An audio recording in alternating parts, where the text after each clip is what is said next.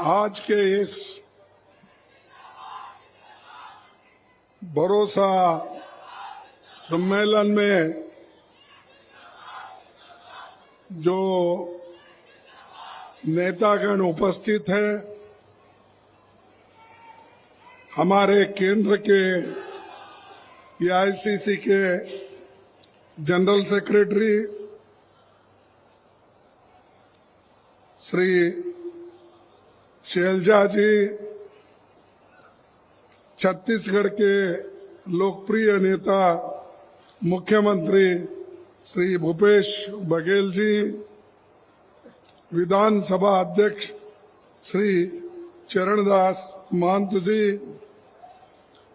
उप मुख्यमंत्री श्री टीएस सिंहदेव जी, छत्तीसगढ़ प्रदेश कांग्रेस कमेटी के अध्यक्ष दीपक बैज जी और सीनियर लीडर श्री ताम्रध्वज साहू जी और छत्तीसगढ़ के मंत्रिमंडल के सारे सदस्यगण,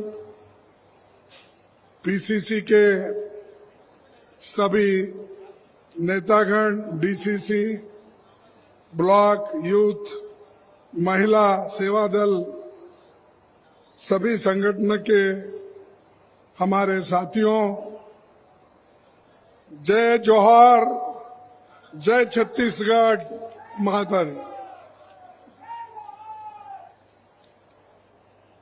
ये छत्तीसगढ़ का जो सम्मेलन, भरोसे का सम्मेलन हो रहा है, जिसमें हमारे सभी नेताओं ने इसमें भाग ली, तो ऐसा सम्मेलन शायद देश के किसी कोने में या किसी भाग में नहीं हुआ। ये पहली बार है कि हर जगह ये भरोसे का सम्मान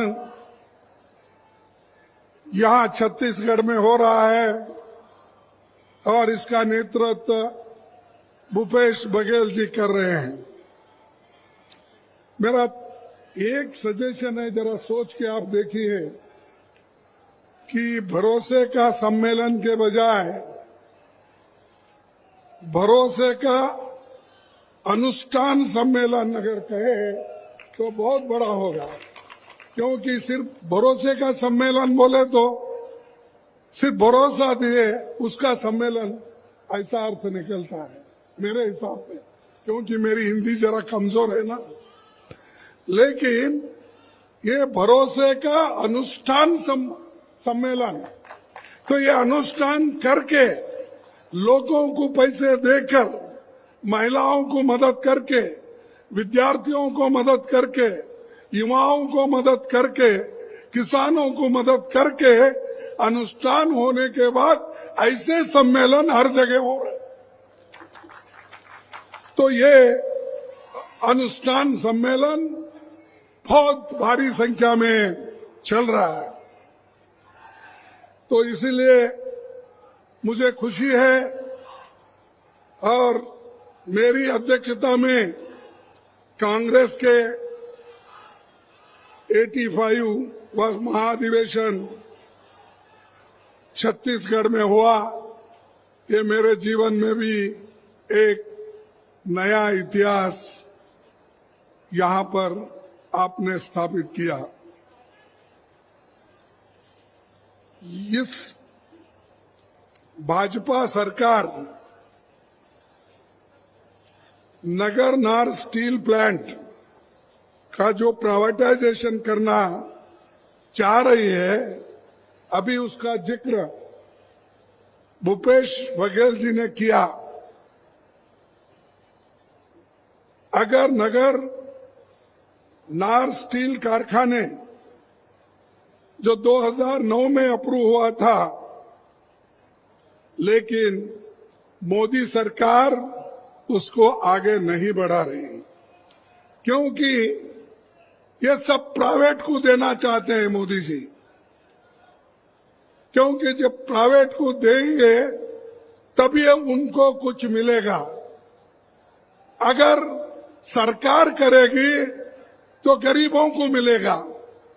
इसीलिए ये जो है स्टील प्लांट, इसको मजबूती के साथ आप लड़ना होगा और इसको बना के आप बताना होगा, क्योंकि इसका फायदा गरीबों के लिए है।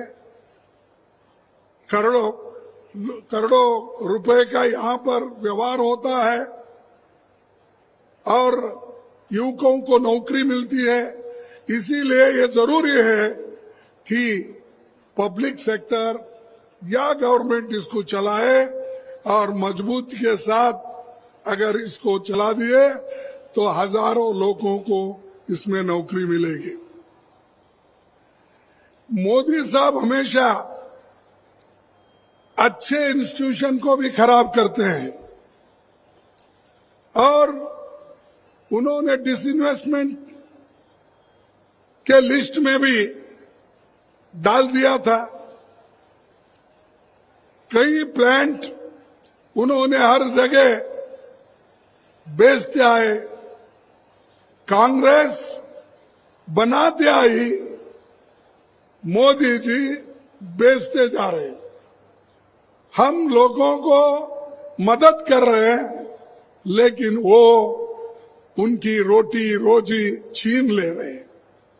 ये आप सोचना चाहिए, खासकर दलित, पिछड़े, अति पिछड़े और आदिवासी गरीब लोग, ये सोचना जरूरी है, क्योंकि पैसे वालों को कोई दुख और दर्द नहीं है। उनके पास बच्चों को पढ़ाने के लिए पैसे हैं, अच्छे से रहने के लिए पैसे हैं, अपने जीवन बिताने के लिए पैसे हैं, लेकिन गरीब अपने पेट भरने के लिए काम करता है और वो कुछ नहीं मांगता, हमारे हाथ को काम दो। इसीलिए सोनिया गांधी जी ने नरेगा योजना लाई। नरेगा योजना से हजारों लोगों को, लाखों लोगों को काम मिल रहा है और जो स्टेट में ये नरेगा का काम कराते हैं उन चीफ मिनिस्टरों को भी सताते हैं।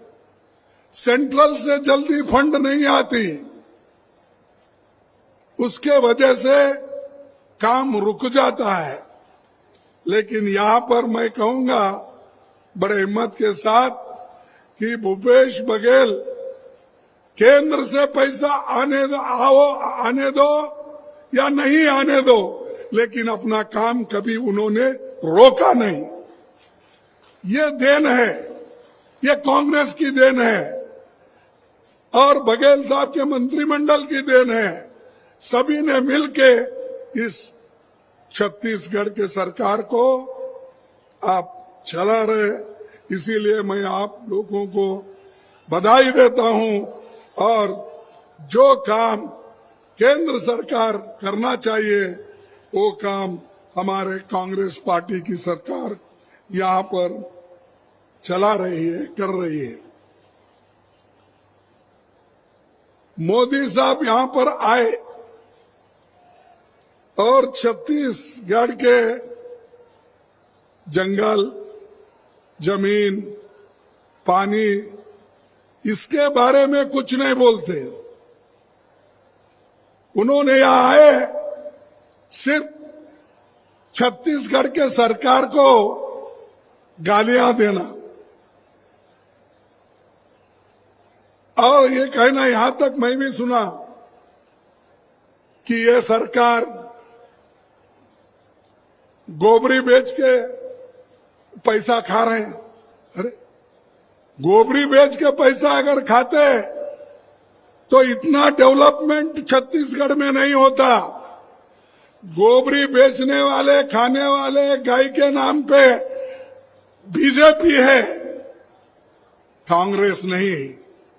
कांग्रेस हमेशा लोगों की मदद करती है, लोगों को मजबूत बनाने के लिए गोबरी लेना, कोऑपरेटिव सोसाइटी को देना, दूसरे चीज भी छोटे मोटे जो कॉटेज इंडस्ट्रीज है उनको भी ये सरकार मदद कर रही है। लेकिन मोदी साहब को ये सहन नहीं हो रहा। वो हमेशा कांग्रेस को सरकार कैसा गिराए और कांग्रेस को कुछ ना कुछ बोल के दब्बा लगाने का काम उनका है। और इस छत्तीसगढ़ में जो डायरेक्ट बेनिफिट 5 सालों में 1,75,000 करोड़ रुपए ट्रांसफर हुआ है और 5 सालों में छत्तीसगढ़ में 40 लाख लोग गरीबी से ऊपर उठे हैं। इतना रहते हुए मोदी जी ये कहते हैं छत्तीसगढ़ में करप्शन है। अरे 15 साल आपने रूल किया, 15 साल में बीजेपी क्या करके दिखाई? जैसा कि धान खरीदने का उन्होंने कहा, जो लिमिट थी उससे भी ज्यादा खरीदने का काम ये छत्तीसगढ़ की सरकार ने की, भूपेश बघेल ने किया। हर चीज केंद्र सरकार जो कहती है उससे भी आगे जाकर छत्तीसगढ़ की सरकार करती है। भाइयों, मैं और एक बात आपके सामने रखना चाहता हूं। पहले तो 27 जिले थे, आज कम से कम 33 जिले हो गए। पहले 150 तहसील थे, आज 233 तहसील हो गए हैं। छत्तीसगढ़ के लोगों की आमदनी 38% बढ़ी और राशन कार्ड भी उसी ढंग से बढ़ता गया। 53 से आज 73 तक हुआ है। तो इसलिए आप सोचिए, जो चीज पिछले गवर्नमेंट ने नहीं की, बीजेपी ने नहीं की, वो काम अगर कांग्रेस के चीफ मिनिस्टर और सरकार करती है, यहां पर आकर मोदी साहब उनका प्रशंसा करना चाहिए।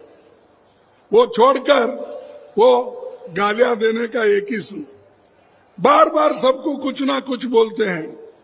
और यहां तक उन्होंने कहा कि कांग्रेस अपनी पार्टी आउटसोर्सिंग की है।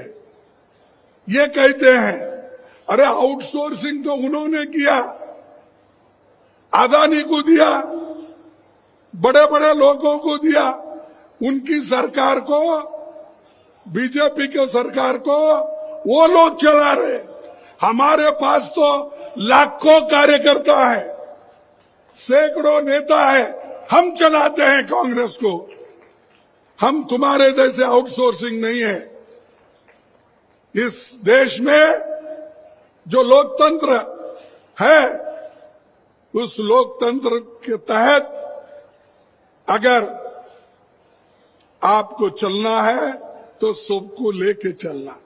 लेकिन यहां पर तो सिर्फ 2 लोग चलाते हैं सरकार केंद्र की, 2 ही लोग चलाते हैं। एक तो मोदी साहब कहते हैं, दूसरा अमित शाह उसको अनुष्ठान में लाते हैं। 2 ही लोग, दूसरे किसी को पता नहीं क्या होना है क्या नहीं होना है। कभी हमारे चीफ मिनिस्टर्स को बुलाकर आपने चर्चा की, आपको क्या चाहिए, क्या कमी है, लोगों के समस्याएं क्या है, ये कभी उन्होंने नहीं पूछा। और शायद बघेल साहब यहाँ बैठे हैं, सिंहदेव जी बैठे हैं, कभी आपको बुलाकर अपने टेबल पे घंटों से कब बात किया, कोई चर्चा की? तो जिस आदमी के पास डेमोक्रेटिक तरीके से बात करने की एक हिम्मत नहीं होती, वो देश को कैसा संभालेंगे? देश को कैसा संभालेंगे? बड़ी बड़ी बातें तो करते हैं और यहां तक कि अच्छा करने के बजाय चीफ मिनिस्टरों को, सरकारों को धमकी देते हैं। मेरी बात सुनो, अगर नहीं सुनेंगे तो मैं आपके पीछे ईडी लगाऊंगा। मेरी बात सुनो, अगर आप नहीं सुनेंगे इनकम टैक्स लगाऊंगा। इस ढंग से उन्होंने ईडी, इनकम टैक्स, विजिलेंस, सबको, सब पुलिस ऑफिसर इनको इस्तेमाल कर रहे हैं। अरे भाई, देश को ईडी और सीबीआई, इनसे अगर सरकार चलाना है तो फिर आपकी क्या जरूरत है? आपकी जरूरत नहीं। आप घर में बैठिए, बस इतना क्यों घूम रहे हो? फिर हर जगह जा रहे हैं। तेलंगाना जाते हैं, वहां कुछ क्रिटिसाइज करते हैं, छत्तीसगढ़ आते हैं, राजस्थान जाते हैं, मध्य प्रदेश जाते हैं, मेघालय जाते हैं, हर जगह जाते हैं और झूठ बोल के आते हैं। अभी आप ही ने कहा, मैं वो इस्तेमाल कर रहा हूं, तो बघेल साहब ने बोला झूठ। मेरे को तो उनका झूठ बातें सुन सुन के बेजार हो गया, क्योंकि मैं उनकी बातें 9 साल से सुन रहा हूं, तो आप 5 साल से सुन रहे हो, तो आपको आधा मालूम है, मेरे को पूरा मालूम है। तो ये जो मोदी करते हैं, हमेशा झूठ बोलते हैं। सिर्फ झूठ ही नहीं, झूठों के सरदार है वो। कोई आदमी, ठीक है भाई, पहले बोले वो कि मैं 2 करोड़ नौकरियां देता हूं। 2 करोड़ नौकरियां मिले आपको तो हम समझेंगे चलो एक झूठ बोले। दूसरा बोले 15-15 लाख तुमको घर में तुम्हारे जेब में डालूंगा, बोले मिले, चलो ये भी एक झूठ है समझे। और किसानों का आमदनी 2 गुना करूंगा, हो गया आपका। जो भूपेश ने दिया वही है आपके पास। मोदी का क्या है बोलिए आप? तो मोदी झूठ बोलते हैं, इसीलिए मैं बोल रहा हूं झूठों के सरदार। एक बार बोले तो ठीक है, चलो भाई कोई गलती में बोले इसके लिए वो, लेकिन झूठ पे झूठ, हर बात और हर जगह जाते हैं। अरे म्युनिसिपैलिटी कारपोरेशन इलेक्शन नहीं छोड़ रहे, तुमको क्या छोड़ेंगे? एमएलए इलेक्शन वहां चले, कर्नाटक में भी आए, हर जगह घूमे, छत्तीसगढ़ हर जगह कोना कोना छप्पा मार रहे, राजस्थान में जा रहे, मध्य प्रदेश में जा रहे, तेलंगाना में जा रहे, तो हर दिल्ली से लेकर गली तक घूम रहे, दिल्ली से लेकर गली तक घूम रहे, लेकिन लोग वोट देने के लिए तैयार नहीं है। लोग कांग्रेस को चाह रहे हैं, कांग्रेस आने दो, ये खुद लोग कह रहे हैं। लेकिन मोदी जी, मैं और एक पूछता हूं, जब आपके नाम से इतने वोट आते हैं पार्लियामेंट में, मैं सब वोट लाता हूं, आप कहते हैं, फिर आपको हर राज्य में घूमने की क्या आवश्यकता है? हर राज्य में आप घूम रहे हो, लेकिन जहां जा रहे हो वहां हार रहे हो। आप भी देखिए, कर्नाटक के कोने कोने में छप्पे वो गए, लेकिन वो हार के आए। हिमाचल में गए, वो हार के आए। अब ये 5 स्टेट का इलेक्शन है, यहां पर भी वो हार पाएंगे, वो हार जाएंगे, ये एक आप लिख लीजिए। फिर भी हर जगह जाते हैं। आज अपोजिशन पार्टी के गवर्नमेंट उनसे भी ज्यादा है। सबसे ज्यादा अपोजिशन पार्टी की सरकारें हर स्टेट में है। अगर आपके पास इतनी जादू की छड़ी थी या है, तो आप वेस्ट बंगाल कैसा हारे, छत्तीसगढ़ कैसा हारे, राजस्थान कैसा हारे, और हमारे तमिलनाडु कैसा हारे। आप देखिए कितने हैं, 12, 15, 16 स्टेट हारे। फिर भी वो बात कहते हैं कि लोग मुझे चाहते हैं, इसीलिए मैं ये करता हूं। अगर लोग चाहते तो इतने राज्यों में तुम नहीं खोते थे। बीजेपी सरकार वहां भी आती थी, लेकिन नहीं, क्योंकि आप हमेशा एक दूसरों की योजनाओं को फेल करना इनका आदत है। तो इसलिए उन्होंने हमेशा बोलते हैं आपकी गारंटी अलग है, कांग्रेस की गारंटी अलग है, लेकिन उनकी गारंटी क्या है? 35 साल उनके रिकॉर्ड बेरोजगारी का है। ज्यादा से ज्यादा लोगों को बेरोजगार रखना, ये उनकी गारंटी है।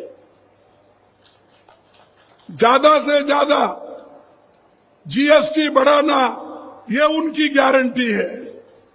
हमारी गारंटी क्या है? लोगों को सस्ता अनाज देना, लोगों को पढ़ाना, लोगों को एमएसपी बढ़ाना, यह हमारी गारंटी है। लेकिन उनकी गारंटी लोगों को सताने का, और जो काम एक छत्तीसगढ़ में होता है वो गुजरात में नहीं हुआ। गुजरात मॉडल अगर आप स्वीकार करेंगे तो आप मरेंगे। छत्तीसगढ़ की मॉडल अगर आप स्वीकार करेंगे आप बचेंगे। तो ये आपका काम है। इसीलिए मैं आपसे विनती करता हूं कि सोचिए, सोचकर कदम उठाओ और घर घर जाके अपील करो। ये तो सरकारी काम है, बहुत काम सरकार का उन्होंने किया है। मैं पहले से ही बोल रहा हूं, उनको और आप लोगों को भी बधाई देता हूं, क्योंकि जब तक आप उनके पीछे मजबूत है, उनके साथ है, तो कोई कांग्रेस सरकार को बिगाड़ नहीं सकता, कोई भी इसको खराब नहीं कर सकता। भाइयों, और एक मुद्दा हर जगह वो कहते हैं, हमने महिलाओं के लिए रिजर्वेशन लाया और कांग्रेस वाले उसको विरोध कर रहे हैं। कांग्रेस वाले विरोध कर रहे हैं। अरे अमेंडमेंट 52, 53, 54 किसने लाया? छत्तीसगढ़ में जिला पंचायतों में, तालुका पंचायतों में जो आपको रिजर्वेशन मिला है, जो महिलाएं, माताएं आज कुर्सी पे बैठे हैं अध्यक्ष होकर, उपाध्यक्ष, वो किनके वजह से? ये कौन किए? ये तो कांग्रेस ने किया, राजीव गांधी जी ने किया, बाद में वो नरसिंह राव जी ने उसको कानून के मुताबिक आगे लाया, लेकिन इसका भी क्रेडिट वही लेते हैं। अरे आप तो महिलाओं के बारे में कभी भी उनकी, हमेशा उनका एक ये है, उनका जो आइडियोलॉजी है वो महिलाओं के खिलाफ है। महिलाओं को कभी भी उन्होंने आगे आने नहीं दिया। ये जनसंघ का हो, अब भारतीय जनता पार्टी हो, आरएसएस हो, ये महिलाओं के खिलाफ है, महिलाओं के विरोध में है। जब कांग्रेस कर रही है तब वो आगे आते हैं। यही लोगों ने जब राजीव गांधी जी के जमाने में और देवेगौड़ा जो हमारे पार्टी के सपोर्ट से प्रधानमंत्री बने थे, उस वक्त हमने जो पास करवाया था उसको भी अगर किसी ने विरोध किया तो ये बीजेपी ने विरोध किया, इसीलिए हमारा बिल उस वक्त गिर गया। और हमको ये क्या है, एक कहावत है हिंदी में, मेरे को ठीक नहीं आ रहा, चोर उल्टा, ऐसा, अच्छा ठीक है, चोर उल्टा कोतवाल को ढाके, ऐसा काम तो वो कर रहे गलत, और हमको बोल रहे कि कांग्रेस आड़ी आ रही। गरीबों के लिए हम कुछ देना चाहते हैं, माँ बहनों को देना चाहते हैं, शेड्यूल कास्ट को देना।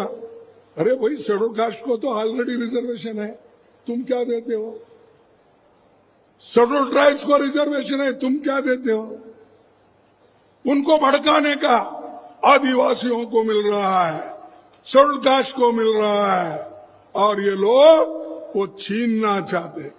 अरे छीनना हम नहीं चाहते, तुम तो छीनना चाहते थे, हमने उसको रोक दिया, रख दिया, और आगे हमारी गवर्नमेंट आई, ये पहला हम काम करेंगे। तुम्हारा क्या है?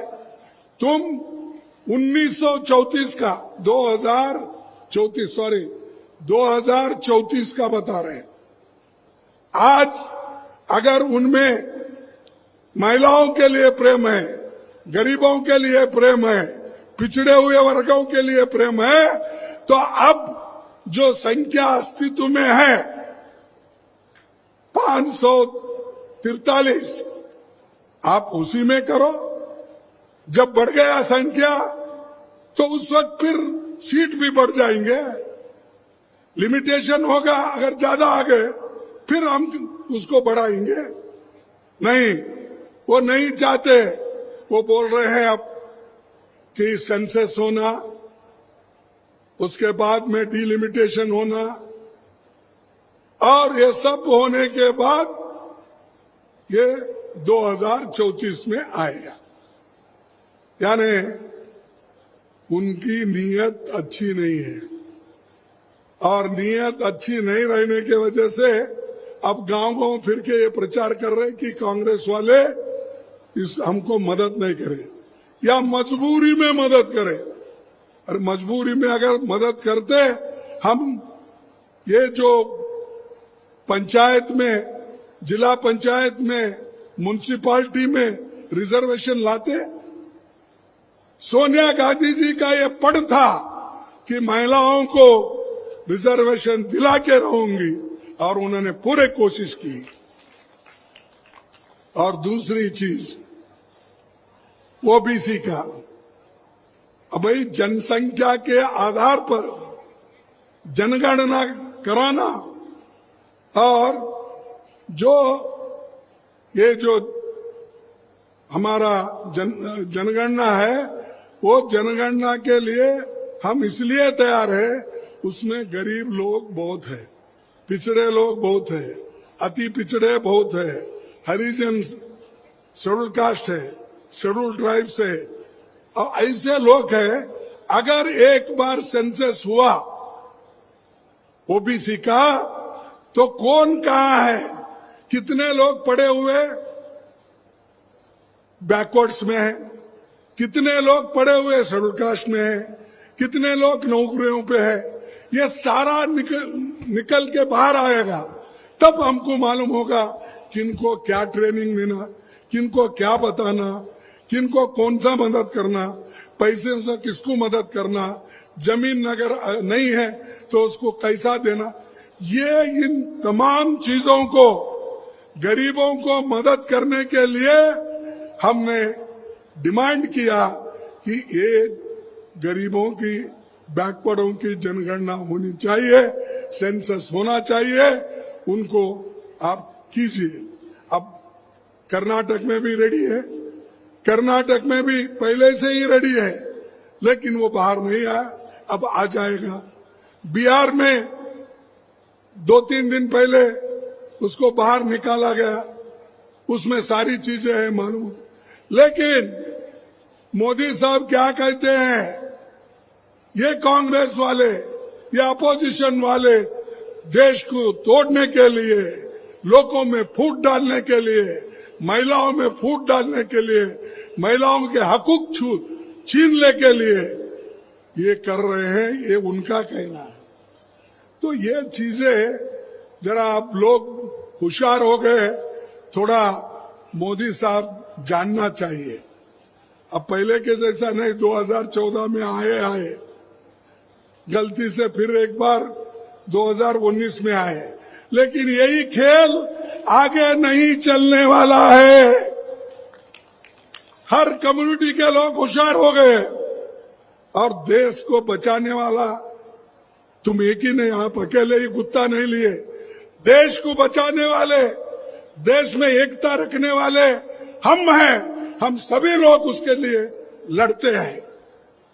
देश को एकता से रखने के लिए ही इंदिरा गांधी जी ने अपनी जान खोई, राजीव गांधी जी ने अपनी जान खोई, और आज राहुल गांधी पाद यात्रा करते हैं, हर जगह जाते हैं और आज बैकवर्ड के लिए लड़ रहे हैं।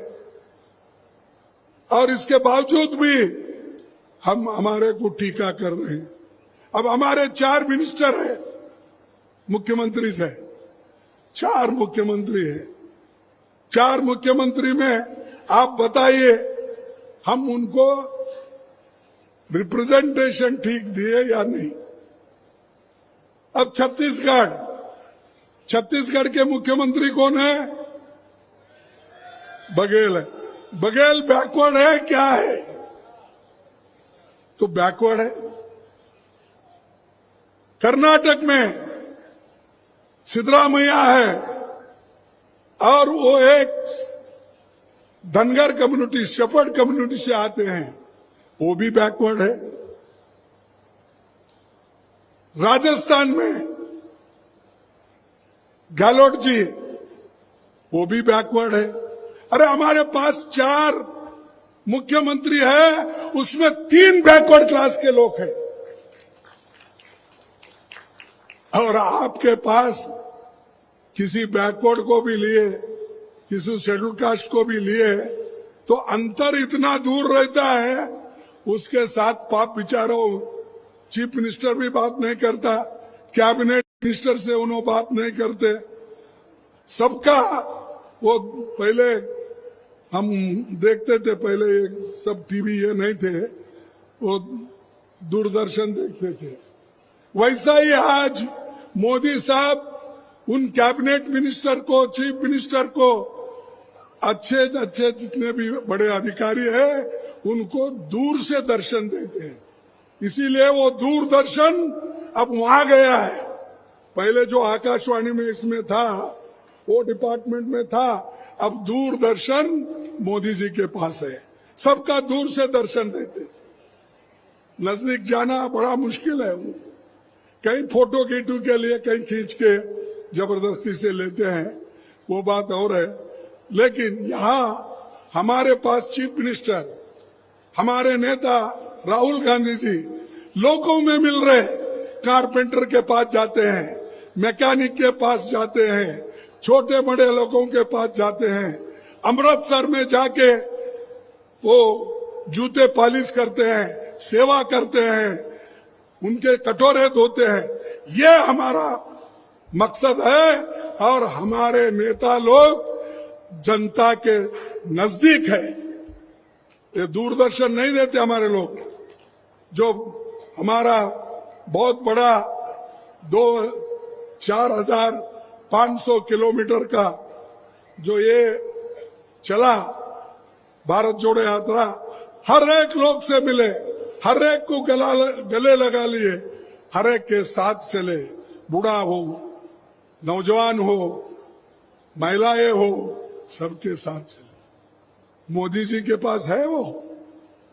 देखिए कभी छत्तीसगढ़ में आके किसी से मिला ऐसा? अब जब ये नहीं है, जिसके पास कंपैशन नहीं है, करुणा नहीं है, वो आदमी दूसरों के बारे में ठीक नहीं सोचता। इसलिए भाइयों, मैं आप लोगों का ज्यादा वक्त नहीं लेता। मैं यही कहूंगा कि जो काम हमने पहले से करते आए हैं और करते रहेंगे, और ये जो झूठे लोग हैं, झूठों के सरदार जो लोग हैं, इनको जरा दूर रखिए आप, और उसके बारे में आपको सोचना पड़ेगा। मैं आखिरी बात एक बोलता हूं, ये देश में जो सबको वोटिंग का हक मिला, वो पंडित जवाहरलाल नेहरू जी और डॉक्टर अंबेडकर के वजह से मिला, ये याद रखिए। जो अडल्ट फ्रेंचाइज है, जिसकी उम्र उस वक्त 21 थी, आजादी मिलने के बाद सभी 21 वर्ष के पुरुष हो या महिला हो, उन सबको वोटिंग का अधिकार मिला। अमेरिका में आजादी मिलने के कई सालों को बाद महिलाओं को वोटिंग मिला, यूके में मिला, फ्रांस में मिला, कई सालों के बाद। या जिस दिन संविधान तैयार हुआ, उसी दिन महिलाओं को वोटिंग का अधिकार मिला, दलितों को मिला, पिछड़े को मिला, सबको मिला। मिला या नहीं? क्या उस वक्त मोदी जी पैदा हो गए थे? क्या शाह पैदा हो गए थे? अरे हमने सब कुछ करके दिया। अगर हम इस लोकतंत्र को नहीं बचाते, इस संविधान को अगर हम नहीं बचाते, तो मोदी और शाह जैसे लोग प्रधानमंत्री और गृह मंत्री नहीं बन सकते थे। ये हमारी देन है, हमारा गिफ्ट है। इसीलिए तो शुक्रिया अदा करो। वो सब छोड़ के एक परिवारवाद परिवार में कौन है भाई? क्या गांधी परिवार में 89 के बाद कोई प्राइम मिनिस्टर बना? बोलिए आप, कोई प्राइम मिनिस्टर बने? क्यों हिचकिचा रहे हो? कोई नहीं बना। और जब सोनिया गांधी जी बनी, जब मौका था, लोग जाकर उनसे मिले, उनको कहा कि आप इस देश के प्रधानमंत्री बनो, सभी लोग हम चाहते हैं, मेजॉरिटी आपके साथ है, लोगों ने कहा।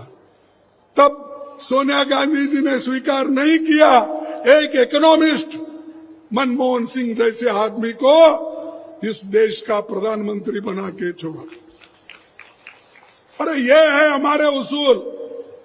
तुम्हारे पास तो लड़ रहे कुर्सी के लिए, और मोदी जी छोड़ रहे नहीं कि बाकी के लोग बड़े परेशान हैं कि मोदी भाई कितने दिन ही नहीं रहेगा, हमको चांस मिलेगा या नहीं मिलेगा, सोच रहे। इसीलिए उन्होंने भी एक एक को हटा रहे। ये मध्य प्रदेश में आप देखे होंगे, सब जो लोग सेंटर में जितने भी मिनिस्टर थे, उनको यहां लाके भर्ती कर रहे, रिक्रूट कर रहे। तो ये जो चीजें है, उनमें है। हमारे पास कोई नेता कुर्सी के लिए नहीं ये करा, नहीं लड़ा। कुर्सी गरीबों के लिए लड़ा, गरीबों के भलाई के लिए लड़ा, लेकिन आज वो लोग कुर्सी के लिए लड़ रहे और कुर्सी के लिए जो कुछ भी पूछो हमने किया बोलते हैं। अरे तुम जो किया उसका क्रेडिट ले, जो नहीं किया उसका भी आप ही क्रेडिट ले रहे हो। तो मैं इससे ज्यादा कुछ नहीं बोलना चाहता। और आज जो हमारा एक ही आने वाले हमारे असेंबली के चुनाव हो और उसके बाद में पार्लियामेंट के चुनाव हो, उस पार्लियामेंट के चुनाव में और असेंबली के चुनाव में आप लोग जोरदार मेहनत करके गांव-गांव जाके कि हमको कांग्रेस को मजबूती दो, और अगर इसको मजबूती मिली तो मैं ये कहूंगा कि फिर से कांग्रेस पार्टी की राज इस छत्तीसगढ़ में आएगी। और आज जितने भरोसे पूरे उन्होंने अनुष्ठान किया और जो उनके आगे आने वाले जो मैनिफेस्टोस है, इलेक्शन मैनिफेस्टो में जो और वायदे करेंगे वो पूरा कांग्रेस पार्टी निभाएगी। इसीलिए मैं ज्यादा और उचित नहीं समझता कि आपका समय लूं, और एक ही बात मैं कहूंगा कि आपके पास हिम्मत है, आपके पास सब कुछ है, डरो मत। तो डराएंगे थोड़ा कुछ, वो मैं हमेशा यहाँ होती ही रहता। अच्छा कोई कार्यक्रम रहा, मोदी जी की टीम आती है तो हारने दो जीतने दो, वो फील्ड में रहते ही है। क्योंकि जब मेरा यहाँ पर इलेक्शन हुआ, उसके बाद यहाँ पर अधिवेशन हुआ, उस अधिवेशन के दिन ही उन्होंने हमारे कांग्रेस के नेताओं के ऊपर ईडी की धार डाली, सीबीआई की डाली, लेकिन लोग डर रहे नहीं। उन्होंने डराने की कोशिश कर रहे हैं। जो नियत से हमारे लोग हैं वो डर रहे नहीं। जब नहीं डरते हैं तो उन्होंने कुछ ना कुछ कहते हैं। और मैं एक ही आप सभी लोगों के तरफ से मोदी जी को एक बात विनती करूंगा, कम से कम एक मीटिंग कम करके मणिपुर जाके आप एक मीटिंग बोले। 6 महीने हो गए, दंगे चल रहे हैं, लोगों को मार रहे हैं, महिलाओं को नंगे करके फिरा रहे हैं, गोलियां चला रहे हैं। वहां आप नहीं जा रहे? आपको वो मणिपुर क्या इस देश का हिस्सा नहीं है? वहां इसलिए नहीं जा रहे, इनको आने ही नहीं दे रहे वहां।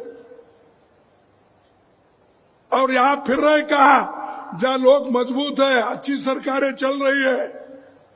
ये भूपेश बघेल को कैसा मैं आगे ढकलूं, राजस्थान को कैसा मैं निकाल दूं, हर चीज। अब कर्नाटक को कैसा मैं निकाल दूं। देखिए, ऐसा करने से नहीं होता। देश के लोगों की चिंता करना चाहिए। मणिपुर में जो चल रहा है, मोदी साहब चुप बैठने के वजह से चल रहा है। मोदी साहब हिम्मत नहीं कर रहे। मैं समझूंगा मोदी साहब हिम्मत हारे हैं। अगर आपके पास हिम्मत है तो जाके वहां पर सुलझाओ। वहां सुलझाना नहीं चाहते आप, चलने दो, कितना दिन चलता है। हमारे राहुल जी जाके आ गए, 21 एमपी जाके आ गए। भाई आपको क्या होगा? आपके पीछे तो एक 25 गाड़ियां 40 गाड़ियां रहती है, और आपके पीछे बंदूकधारी लोग भी रहते हैं। इतने व्यवस्था रहने के बावजूद भी आप डर रहे हो, वहां जा रहे नहीं, इसका मकसद क्या है?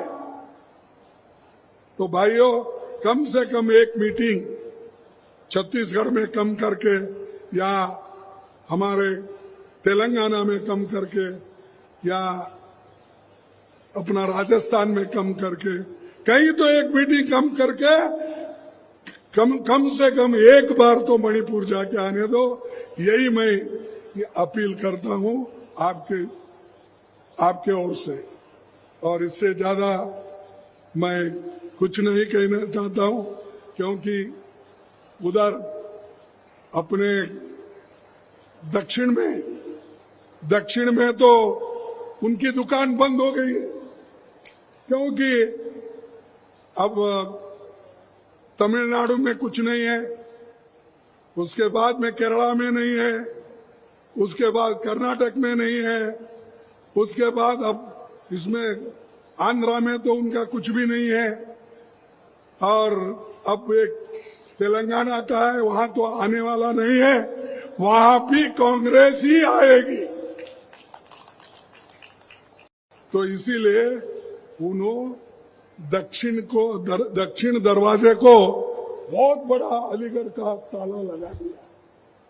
कोई बीजेपी वाला नहीं जाना वहां पर, ये उनका ही कहना है। तो इसीलिए आज आप सभी मिलके हमको मदद करेंगे, साथ देंगे, और जो कार्यक्रम हमारे भूपेश बघेल जी और उनके साथियों ने किया है, अच्छा काम किया है, उसको और मजबूती से आप काम करवाइए और मौका दीजिए। इतना कहते हुए मैं अपने भाषण को समाप्त करता हूं। जय हिंद, जय कांग्रेस।